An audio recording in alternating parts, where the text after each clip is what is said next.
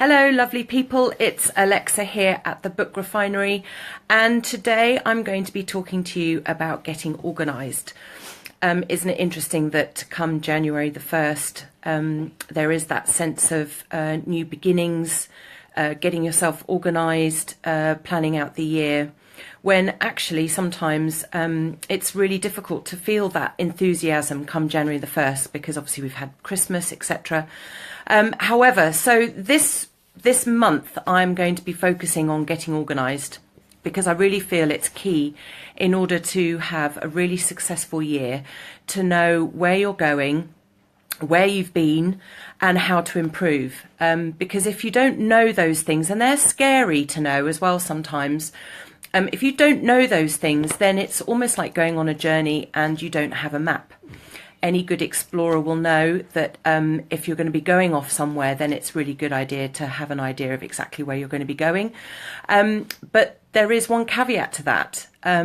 Yes, it's a good idea to know where you're going, but you don't need to plan every single little stop that you do on the way. And I think this is probably what gets people overwhelmed when it comes to planning, is they feel that they need to organise every single little bit of the journey.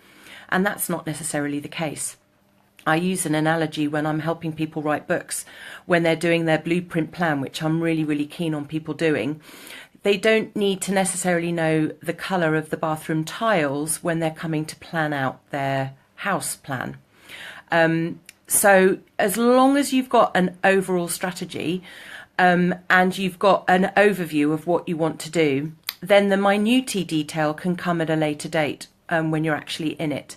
So today I'm just going to go over a few top tips, my 3 top tips of getting organised, and how to overcome the overwhelm perhaps of getting organised. Because when we say get organised, I mean, suddenly I'm thinking, right, I need to declutter, I need to decorate my bedroom, I need to organise the kitchen because the kitchen needs redoing, I need to organise my business, and suddenly you feel overwhelmed, and then in the end you actually don't really do anything. So I'm going to be just going through my 3 top tips of how to get organised and how to break it down and how to make it easy, so that you can come away from this hopefully with a set of ideas and actually to implement some of them, so that you can sort of feel like you're in control. Because when you're organised, certainly me, when I'm organised, I feel much more in control and I feel much more like I can tackle the big stuff. So here we go for my 3 top tips. Start small and be realistic. I think that's really key when you're trying to get yourself organised. I start out literally with, if I'm feeling slightly out of kilter, is I come and organise my desk. It's the first thing I can do. I can control that really easily, and it takes me 10 minutes. And then that's a big tick. It's like a big win. In fact, someone has it's hit Facebook recently of I think he's a naval commander or a naval officer or someone high up in the Navy or Army, and he gave a speech to some recruits, and he said his biggest top tip that he was given was to start the day off by making your bed. And he said, if you're able to make your bed, that's one thing that sets you up for the day to get you going.